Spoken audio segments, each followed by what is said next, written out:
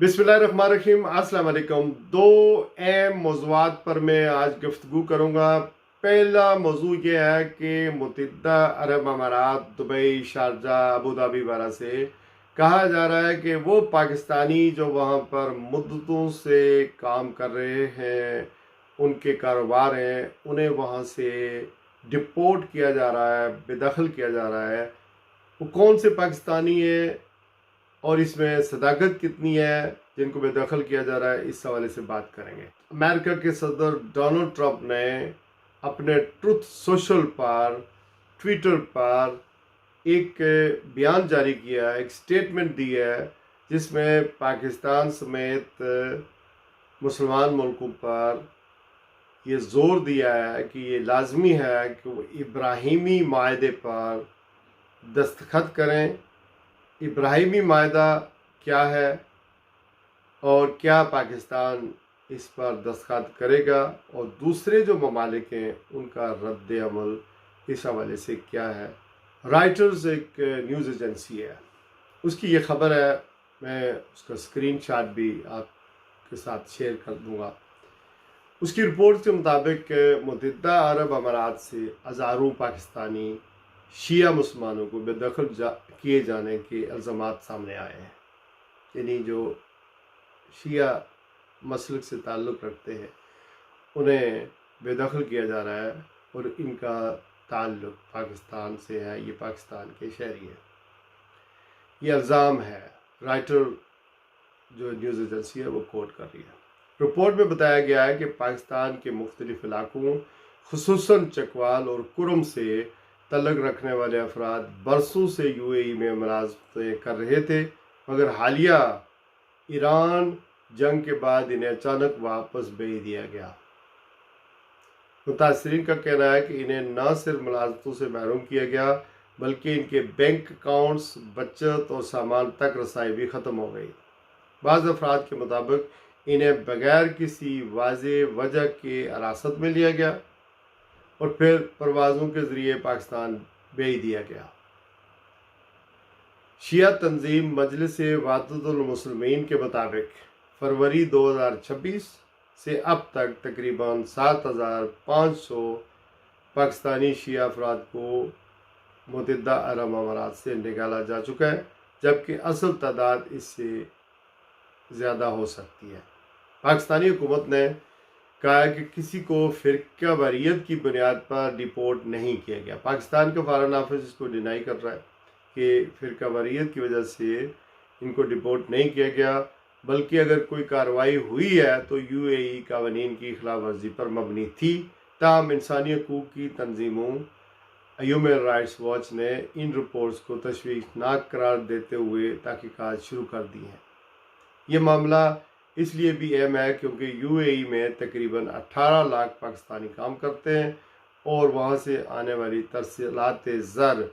यानी जो पैसा पाकिस्तानी भेजते हैं वो पाकिस्तान की मैशत में अहम किरदार अदा करता है। 7,500 पाकिस्तानी हैं, और ये शिया मसलक से ताल्लुक़ रखते हैं। ज़्यादातर लोग चकवाल के और कुरम एजेंसी के बताए जाते हैं। उन्हें डिपोर्ट किया गया है, ये इल्ज़ाम है, जबकि पाकिस्तान का फॉरेन ऑफिस ये कह रहा है कि हुकूमत पाकिस्तान ये कहती है कि ये फ़िरका वारियत की बुनियाद पर उनको डिपोर्ट नहीं किया गया, इसकी दूसरी वजूहात हो सकती हैं। तो चूँकि पाकिस्तान के और यूएई के ताल्लुकात सेंसिटिव हैं, उस तरह नहीं है, तो ज़ाहिर है पाकिस्तान थोड़ा सा बचना चाह रहा है, लेकिन जो वहाँ पर यूएई के अंदर जो लोग हैं वो बताते हैं कि पाकिस्तानियों को वाकई डिपोर्ट किया गया। ये बड़ी अफसोसनाक सूरत हाल है, और अगर ऐसा किया गया है, चूँकि पाकिस्तानी जो है वो किसी भी मसलक से हो सकते हैं, वहाँ पर हर मसलक के लोग मौजूद हैं, और ज़रूरी नहीं कि वो पाकिस्तानी जो काम करते हैं, वहाँ मेहनत मजदूरी करते हैं, उनका कोई ईरान की जंग के साथ कोई ताल्लुक़ हो।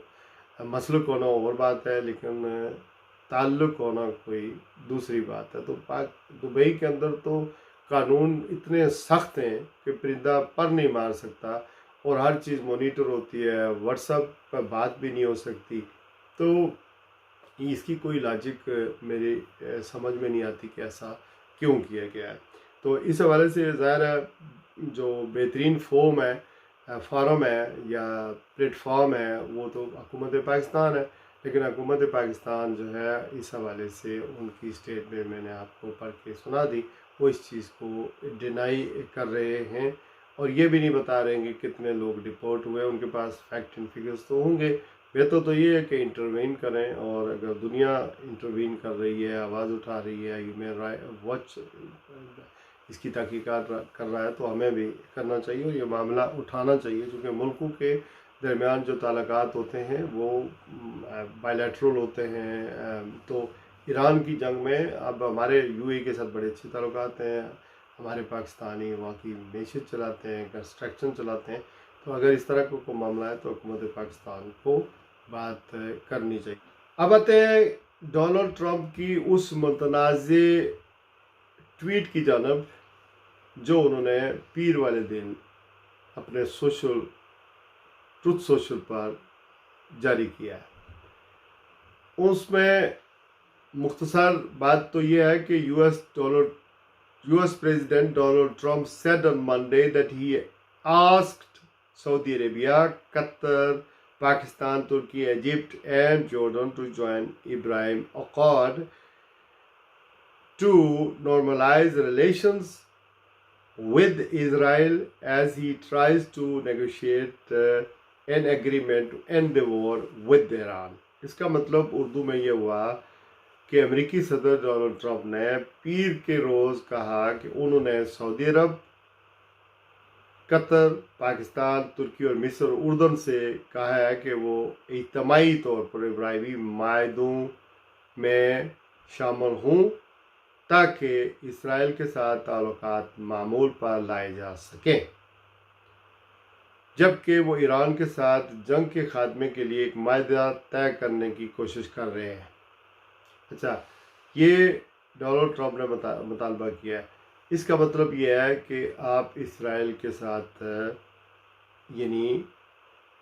اجتماعی طور پر مسلم ممالک جو معاہدے پر دستخط کریں، اس کا مطلب ہے کہ سفارتی طور پر اسرائیل کے ساتھ اپنے تعلقات کو استوار کریں۔ اچھا، ایسا پاکستان کی لیڈرشپ کے لیے اب اس پر عمل درآمد کرنا یا معاہدے پر دستخط کرنا مجھے خاصا دشوار اور مشکل لگتا ہے۔ ہو بھی سکتا ہے کیونکہ پاکستان کی لیڈرشپ اس وقت آل ان آل ہے، کچھ بھی کر سکتی ہے،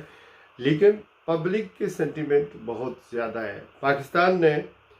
اس تجویز کو باقاعدہ طور پر مسترد کر دیا ہے، جبکہ دیگر ممالک نے اب تک ٹرمپ کے اس مطالبے پر کوئی عوامی طور پر رد عمل ظاہر نہیں کیا، اور غزہ میں اسرائیلی فوج کی کارروائیوں کے باعث ان مسلم ممالک میں اسرائیل کے خلاف عوامی بد اعتمادی زیادہ ہونے کی وجہ سے مثبت جواب کا امکان کم نظر آتا ہے۔ یعنی پاکستان نے تو بالکل اس کو مسترد کر دیا یعنی عوامی سطح پر، لیکن دیگر جو ممالک ہیں جن کا نام میں نے لیا ہے انہوں نے ابھی تک اس کو باقاعدہ طور پر اس پر اپنا رد عمل نہیں دیا۔ اچھا، یہ تو بات ہوگی کہ ابراہیمی معاہدے پر دستخط کا مطلب یہ ہوا کہ آپ اسرائیل کے ساتھ اپنے تعلقات کو یعنی نارملائز کریں، سفارتی سطح پر استوار کریں، وہاں پر اپنی ایمبیسی کھولیں اور اسرائیل کا سفارتخانہ ریاض میں کھلے، سعودی عرب میں کھلے یا مصر کے اندر کھلے، تو اس کا مطلب یہ ہے کہ ہم وہاں جا سکیں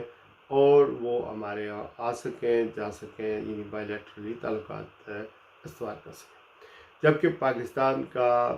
شروع دن سے یہ موقف رہا ہے کہ ہم اسرائیل کو اس وقت تک تسلیم نہیں کر سکتے جب تک فلسطین کے وہ علاقے جو اسرائیل نے آکوپائیڈ کیے ہوئے ہیں وہ دوبارہ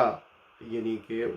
اسرائیل اس کو چھوڑے نہ اور فلسطین کی آزاد ریاست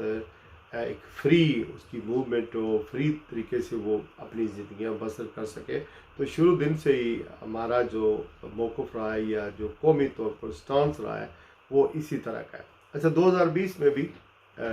ڈونلڈ ٹرمپ نے اسی طرح یہ زور دیا تھا، آپ کو یاد ہوگا کہ عمران خان صاحب نے بڑی کیٹیگریکلی پبلک جلسوں میں یہ کہا تھا کہ ہم اسرائیل کو تسلیم نہیں کریں گے، فلسطینیوں کی زمین پر قبضہ کر کے بیٹھا ہوا ہے، قبضہ جما کے بیٹھا ہوا ہے، تو ہم اس کو تسلیم نہیں کریں گے۔ لیکن اسی دوران اس وقت 2020 میں ڈونلڈ ٹرمپ نے زور دیا تھا، اس وقت یو اے ای نے، بحرین نے، مراکش نے اور سوڈان نے ابراہیمی معاہدوں پر دستخط کر کے اسرائیل کے ساتھ اپنے سفارتی تعلقات جو ہیں وہ قائم کر لیے تھے۔ تو اب دیکھنا یہ ہے کہ یہ جو ابراہیمی معاہدہ ہے یا اسرائیل کے ساتھ بائی لیٹرل تعلقات ہیں، یہ کس طرح پاکستان کی لیڈرشپ اس کو یعنی افورڈ کر پائے گی۔ ایسا بھی ہو سکتا ہے کہ اوبیسلی نہ بھی کر سکتا ہے، لیڈرشپ نہ بھی کر سکتی ہے، ہو سکتا ہے بحث و مباحثہ جاری رہے، ہو سکتا ہے کچھ معاملات ہوں گے، لیکن سعودی عرب، پاکستان اور ظاہر عرب ممالک جو ہیں وہ اب مجبور ہیں، چونکہ ڈونلڈ ٹرمپ کے ساتھ ان کا وہ اٹھنا بیٹھنا اور تعلقات ظاہر نارمل ہیں۔ تو اب دیکھتے ہیں کہ ہوتا کیا ہے۔ بہرحال آئی ہوپ کہ فلسطین کے وہ مسلمان جو غزہ میں 75,000 سے زیادہ مارے گئے ہیں، آج بھی اسرائیل وہاں پر بمباری کر رہا ہے، آج بھی جو ریفیوجیز کیمپ ہیں ان پر جو ہے وہ حملے کر رہا ہے۔ آپ نے دیکھا کہ وہاں جو ہوسٹیجز تھے ان کے ساتھ کیا کیا گیا، تو کم از کم مسلمان ممالک کو پاکستان سمیت آواز اٹھانی چاہیے کہ ایک آزاد انڈیپینڈنٹ فلسطین، اس پر جب تک ان کی حکومت قائم نہ ہو، جب تک وہ فری ٹریڈ نہ کر سکیں، دنیا میں سفارت خانے نہ کھول سکیں اور اسرائیل کا قبضہ وہاں سے ختم نہ ہو، تب تک اسرائیل کو تسلیم نہیں کیا جا سکتا۔ اپنا بہت سارا خیال رکھیے گا۔ آج کے لیے بس اتنا ہی، میری طرف سے آپ سب کو عید مبارک۔